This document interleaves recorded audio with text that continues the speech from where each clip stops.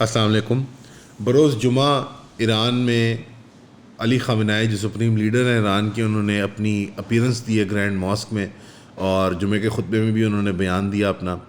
اور یہ ایک اس حملے کے بعد ایک بڑا ایونٹ تھا، بیکاز کچھ دیر کے لیے ان کو انڈر گراؤنڈ ہونا پڑا، بنکرز میں جانا پڑا، بیکاز ایک خطرہ تھا کہ اسرائیل کا ریٹیلیشن آ سکتا ہے پوٹینشلی، اور وہ ان کی ذات کو ہی ٹارگٹ کرے گا. اوبیسلی وہ ڈی مورلائز کرنا چاہتے ہیں ایرانی لوگوں کو اور ایرانی نظام کو اور فوج کو، تو لیڈرشپ کو وہ ٹارگٹ کریں گے. ابھی ریسنٹلی انہوں نے حسن نصر اللہ کے جو ریپریزنٹیٹیو جو ریپلیسمنٹ آئے ہیں ان کو بھی ٹارگٹ کرنے کی کوشش کیا، لیکن الحمدللہ وہ بچ گئے، اور انفارچونیٹلی کچھ سویلینز جو ہیں وہ شہید ہو گئے لبنان کے اندر. تو بیسکلی سچویشن کیا ہے؟ میں ان کی اسٹیٹمنٹ پڑھنے سے پہلے میں آپ کو سمجھانا چاہتا ہوں کہ ایران ایک بہت بڑی جیو اسٹریٹجک جنگ کے اندر اس کا پلڑا بھاری ہو چکا ہوا ہے اسرائیل کے مقابلے میں. اسرائیل جو ہے وہ پوری طرح سے اپنا سوشل پولیٹیکل کیپٹل جلا چکا ہوا ہے ویسٹرن ورلڈ کے اندر، چاہے وہ ایوانوں میں ہو طاقت کے، چاہے وہ عام عوام کے حلقوں کے اندر ہو. میڈیا وار جو ہے اس کے اندر اسرائیل بہت بری طرح ایکسپوز ہو چکا ہوا ہے. پھر بائیکاٹس کی تحریک پوری دنیا کے اندر بہت شد و مد سے اس کے بڑے مطلب اعتماد کے ساتھ لوگ اس کو وہ فالو کر رہے ہیں. تو اسرائیل کا گھیراؤ اپنی کوئی 70-80 سالہ تاریخ کے اندر اتنا تنگ کبھی نہیں ہوا جتنا کہ ابھی حماس کی محنت کی بنیاد پہ ہوا ہے. اب اس کو کیپٹلائز کرنے میں سب سے جو سر فہرست ہیں وہ ایران کا ملک ہے، اور یہ ان کا حق ہے. یہ بلکہ ایک رسپانسبل ملک کی آپ سمجھیں فارن پالیسی کی ڈیوٹی ہے کہ وہ میکسیمم پولیٹیکل گین اس کے اندر سے نکالے. اور ظاہری بات ہے کیونکہ ایران حزب اللہ اور حماس کے ساتھ کوآپریٹ کرتا رہا ہے. حزب اللہ تو ڈائریکٹلی ان کی ایک پراکسی ہے، لیکن حماس کے ساتھ وہ کوآپریٹ اور کوآرڈینیٹ کرتا ہے، تو یہ سارا اس ایک ترتیب کے تحت ہو رہا ہے. اس میں ہمیں ایران سے کمپلینٹس تو ضرور ہیں کہ وہ حماس کو انہوں نے وہ ویلیو نہیں رکھی اور فلسطین کے لوگوں کی جانوں کی وہ قدر نہیں رکھی جتنا کہ ان کے اپنے آپ کہہ لیں ہم فکر اور جو ان کے گروہ کے حصہ ہیں، یعنی کہ شیعہ کمیونٹی کے جو حزب اللہ ملیشیا کے ہیں. لیکن یہ ان کا رائٹ ہے کیونکہ ایران جو ہے وہ شیعہ کمیونٹی کی گارڈین شپ کا رول اس نے اپنے لیے اختیار کیا ہے.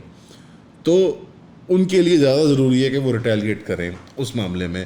آپ نے جمعے کے خطبے میں بھی دیکھا ہوگا کہ وہ زیادہ ذکر حسن نصر اللہ صاحب کا کر رہے ہیں. مراد یہاں پہ یہ کوئی سیکٹیرین ڈیوائڈ کو پکارنا نہیں ہے، بلکہ سنیوں کو یہ بتانا کہ آپ بھی مت کریں. آپ کے پاس بھی ممالک ہیں اور آپ کے پاس بھی پوری اپرچونیٹیز ہیں پاکستان اور سعودی عربیہ کے ذریعے کہ آپ بھی امت کے ریپرزینٹیو لیول پہ یہ کام کریں، لیکن نہیں کیا انفارچونیٹلی. اب مراد یہاں پہ یہ نہیں ہے کہ ایران کوئی بہت مورل ملک ہے یا پاکستان کوئی امورل ملک ہے. دونوں ممالک ملک ہی ہیں. یعنی مراد یہ کہ وہ دے بیہیو ایز کنٹریز ڈو، اپنے وہ میکسیمم بینیفٹ کے اندر اپنی فارن پالیسی کو پرسو کرتے ہیں، اور ان کے اندر جو انٹرسٹ گروپس ہیں ان کی خدمت میں وہ اپنا وقت صرف کرتے ہیں. تو ایران بھی پاکستان کی طرح ایک ملک ہی ہے، آخر کوئی مورل چیمپئن نہیں ہے اسلام کا. لیکن اس وقت جو ہے وہ ہماری سمپتیز ایران کے ساتھ ہیں، ظاہر بات ہے، کیونکہ وہ جو ایگزسٹینشل دشمن ہے مسلمانوں کا مڈل ایسٹ میں، اور ہمارے ٹاپ آف دا لسٹ جو 5 ممالک ہمارے سے دشمنی امت سے یونیورسلی اختیار کیے بیٹھے ہیں، ان میں سے سر فہرست میں کہہ سکتا ہوں کہ وہ اسرائیل کا ملک ہے. تو اس معاملے میں ہم سب ایران کا ساتھ دیتے ہیں اور ایران کے ساتھ کھڑے ہیں. اور خامنہئی صاحب نے بھی یہی آئیڈینٹیفائی کیا تھا کہ یمن سے لے کر افغانستان تک، ایران سے لے کے غزہ تک اور لبنان تک ہمارا ایک ہی دشمن ہے، اور وہ ہے اسرائیل، جس نے ہمارے خلاف سائیکولوجیکل، اکنامک اور ملٹری جنگ جاری رکھی ہے، اور ہم نے اس کے خلاف بھی یہ یعنی حربیں تیار کی ہیں، اور ایک ہی ہمارا یہ دشمن ہے. ساتھ ہی ساتھ ایران نے کیونکہ بہت میچورٹی کا مظاہرہ کیا ہے، تو وہ ورلڈ کمیونٹی کو بھی ایڈریس کر رہے ہیں کہ ہم ارریشنلی نہیں ایکٹ کریں گے، ہم امپلسولی ایکٹ نہیں کریں گے. یعنی کہ ایسکلیشن لیڈر کے اوپر اسرائیل نے بہت جلدی اس کو پر کیا، اور وہ بہت جلدی ایک بہت ہائی لیول آف ایسکلیشن پہ چلے گئے بنسبت ایران کے، جس نے ایک سلو اور اسٹریٹجک ایسکلیشن کیا اسرائیل کے خلاف. تو اس معاملے کے اندر آپ دیکھتے ہیں کہ جو کانفیڈنس ہے ایران کا اور علی خامنہئی کا وہ کیوں ہے. پچھلے دنوں ہم نے ابھی ریکارڈ کیا اسکاٹ ریٹر صاحب کے ساتھ ایک اور انگریزی میں انٹرویو، آپ دیکھ سکتے ہیں یہ آن انگلش کے اوپر جا کے. تو اس کے اندر انہوں نے تفصیلاً بتایا کہ کیا وجہ ہے کہ ایران کے اوپر حملہ نہیں کیا جا سکتا. اسرائیل کے پاس اب وہ موقع نہیں رہے جو اس زمانے میں پہلے کسی زمانے میں تھے کہ وہ ڈائریکٹلی جا کے ایران پہ حملہ کر دے، ایریل بمبارڈمنٹ کر دے. اور وہ ایران کے معاملے میں اب کمزور بیٹھا ہوا ہے. اور ان کا یہ کہنا ہے اسکاٹ ایٹر صاحب کا, جو کہ ایک ملٹری ایکسپرٹ ہے, مرین ہے ایکس, اور وہ عراق میں سروس بھی کر چکے ہیں گلف وار کے اندر, کہ اسرائیل کی مینجمنٹ کے پاس اب کچھ سمپل آپشنز ہی رہ گئی ہیں. وہ ہے نیوکلیئر آپشن, کہ وہ ایک نیوکلیئر حملہ کر دیں ایران کے اوپر, کیونکہ وہ 0 to 100 جا سکتے ہیں. اب وہ ایک سسٹینڈ لڑائی نہیں لڑ سکتے ایران کے خلاف, کیونکہ بارڈر بھی میچ نہیں کرتے اور وغیرہ وغیرہ مختلف وجوہات ہیں. تو اگلے 1 مہینے کے اندر سب کی نظریں جو ہیں وہ امریکن الیکشنز کے اوپر ہی ہیں, کہ اس کے ارد گرد یہ فیصلہ ہونا ہے کہ ایران کے خلاف اسرائیل کی کیا ریٹیلیشن ہوگی, ایران اس جنگ کو پھر کیسے فالو تھرو کرے گا, اور کہ اس سب میں پاکستان کہاں کھڑا ہے. فی الحال تو یہ لگتا ہے کہ ہماری مینجمنٹ اور چیزوں میں مصروف ہے. بہرحال یہ تھی سب ایران کی جو اس وقت تک خبر ہے. ہمیں امید ہے کہ ایران محفوظ ہوگا اور ایسے کو بڑا حملہ نہیں کر پائے گا اسرائیل, لیکن جو ہم چاہتے ہیں ایران سے یا باقی مسلمان ممالک سے, شاید وہ رسپانس ہمیں ابھی تک نہیں ملا. ہمیں وہ چیز نہیں ملی جو ایسکلیشن ہم چاہ رہے ہیں اسرائیل کے خلاف, کہ یکجا ہو کے مسلمان ممالک جو ہیں وہ اسرائیل کے خلاف ایکشن لیں.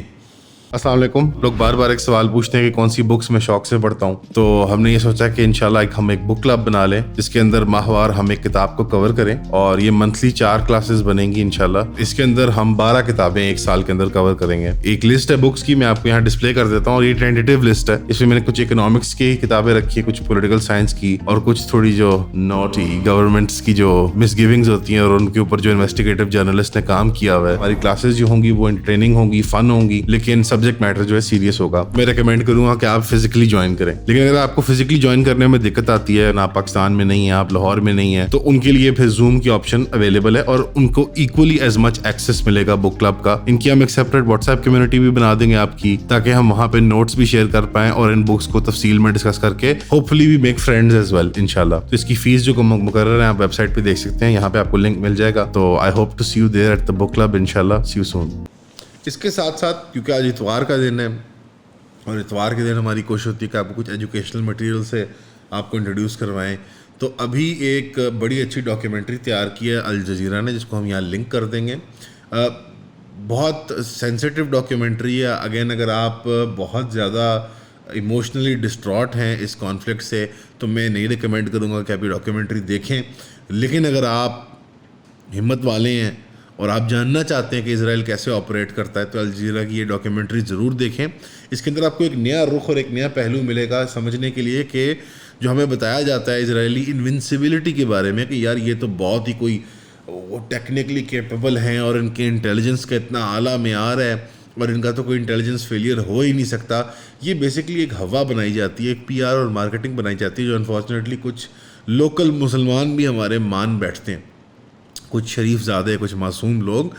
بات یہ ہے کہ وہ یہ مارکیٹنگ اپنی کرتا ہے اپنے ساکھ بٹھانے کے لیے زمانے میں, اور در حقیقت UK, امریکہ, کینیڈا, جو ویسٹرن پاورز ہیں, ان کی انٹیلیجنس گیدرنگ, ان کی ملٹری ٹیکنالوجی شیئرنگ اور ان کی ایڈ گیونگ کے بغیر اسرائیل آپریٹ نہیں کر سکتا ایک دن ملیٹرلی. اور یہ بات مت بھولیے گا کہ اسرائیل جو ہے وہ صرف اور صرف ان کے لیے ایک ویسل اینٹی ہے مڈل ایسٹ کے اندر, جیسے کہ یعنی کہ کوئی ایک فارورڈ کالونی ہوتی ہے, یا کوئی آپ کی کامن ویلتھ ہوتی ہے. اور اس کی آپ کو خود مثال میں دیتا ہوں, RFK junior, Robert F Kennedy junior, جو کہ ایک امریکن پریزیڈنشیل کینڈیڈیٹ ہیں, ایک امریکن پریزیڈنشیل کینڈیڈیٹ کے بیٹے ہیں, وائس پریزیڈنٹ کے بیٹے ہیں, اور ایک ایکس پریزیڈنٹ کے بھانجے ہیں یا بھتیجے ہیں, میں یاد نہیں آ رہا. تو انہوں نے خود کہا ہے کہ ابھی پچھلے دنوں 1 سال پرانی, تقریباً 8 مہینے پرانی بات ہے, کہ اسرائیل ہمارے لیے جیسے گن شپ کیریئر ہے مڈل ایسٹ کے اندر, وہ ہمارے لیے ایک بند ہے جو ڈیم کو روکے کھڑا ہوا ہے, یعنی ہمارا وہ سیٹلائٹ ہے ریجن کے اندر. تو جو سیٹلائٹ ہوتا ہے, آپ سیٹلائٹ کو کچھ بڑا مانے بیٹھے ہیں, یہ بات نہیں ہے. آپ اسباب کو مت دیکھیں, آپ مسبب الاسباب کو دیکھیں. اعوذ باللہ. اس کے اندر جو مسبب الاسباب ہے, میں اشارتاً کہہ رہا ہوں, وہ امریکہ ہے, وہ UK ہے, جہاں پہ ہماری بہت سائزیبل کمیونٹی ہے مسلمانوں کی, خاص طور پہ UK کے اندر. تو وہاں پہ ہمیں اپنی ساکھ بٹھانے کی ضرورت ہے, تاکہ ہم مجبور کریں وہاں کی حکومتوں کو کہ وہ اس طرح سے اسرائیل کے ساتھ کوآپریٹ نہ کر سکیں. اور یقین کریں کہ جو مسلم کمیونٹی اور ہیومینیٹیرین کمیونٹی ویسٹرن ورلڈ کی ہے, انہوں نے بہت اچھا کردار ادا کیا اس کانفلکٹ کے اندر. انہوں نے واقعتاً میڈیا وار کا حق ادا کیا ہے، انہوں نے واقعتاً ایکٹیویزم کے اعتبار سے حق ادا کیا ہے. مار کھائی ہے تو سنی ورلڈ نے کھائی ہے، مار کھائی ہے تو سنی حکومتوں نے کھائی ہے. اور میں سنی جان بوجھ کے اب نام لے رہا ہوں، پہلے میں مسلم ورلڈ یا عرب ورلڈ کہہ رہا تھا. سنی حکومتوں نے بہت بیکار کردار ادا کیا. اور آپ اس میں روتے رہیں پھر کہ ایران ہے تو وہ امپائر بنانا چاہتا ہے، تو وہ ان کا رائٹ ہے، ان کا رائٹ ہے کہ وہ اپنی آئیڈیالوجی، اپنی سوچ کو ایک ورلڈ ویو کے طور پہ دنیا پہ اس کا پھیلاؤ کریں. آپ نے بیکار کردار ادا کیا ہے. اور سعودی عربیہ کی قیادت کے اندر اور امارات کی، یہ یونائٹڈ عرب ایمریٹس کی قیادت کے اندر، ان کی قیادت اب ناقابل برداشت ہو چکی ہوئی ہے. اور میرے خیال میں پاکستان کو اب تھوڑے ہوش کے ناخن لینے چاہیے اور کوئی نئی قیادت ڈھونڈنی چاہیے. لیڈرشپ کے رول میں آنے کی ضرورت نہیں ہے، وہ نہیں، توبہ میں جرت نہیں کرتا. پاکستان جو ہے، آپ رائٹ ہینڈ مین ٹھیک ہیں، لیکن کسی نئے لیڈر کو تلاش کریں امت کے اندر. آپ کا لیڈر یہ سعودی عربیہ اب نہیں اچھا لیڈر رہا. کسی بھلے زمانے میں انہوں نے ہمیں بم وغیرہ لے دیے تھے، اسلحے کے پیسے دے دیتے تھے، اب وہ حال نہیں رہا. سعودی عربیہ خود ایک ایگزسٹینشل تھریٹ کا شکار ہے. آپ نے دیکھا نہیں کہ جب ایران نے یہ حملہ کیا تو فوراً سعودی عربیہ نے ان سے رابطہ کر کے کہ بھائی ہم تمہارے دوست ہیں، کیونکہ یہ بلسٹک میسائل اگر اسرائیل میں گر سکتے ہیں تو یہ بلسٹک میسائل جدہ اور ریاض کے اندر بھی گر سکتے ہیں.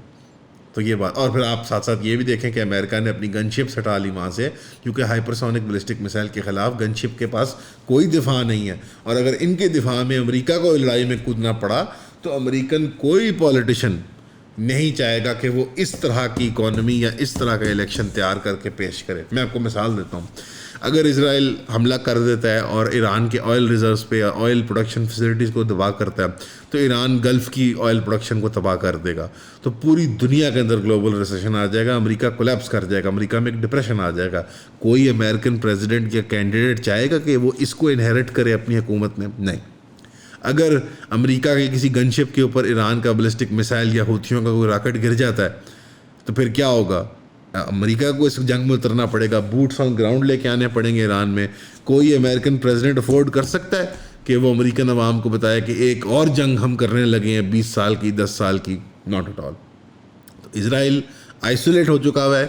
اب اگر پاکستان کچھ پش اینڈ پل کے تحت سعودی عربیہ کو اور ایمریٹس کو اور ان کو پش کرے تو یہ اب ہم اس دیر تو ہو گئی ہے، لیکن دیر صحیح لیکن سویر صحیح، وہ والے حساب سے ہم ابھی بھی اس کار خیر میں حصہ ڈال سکتے ہیں.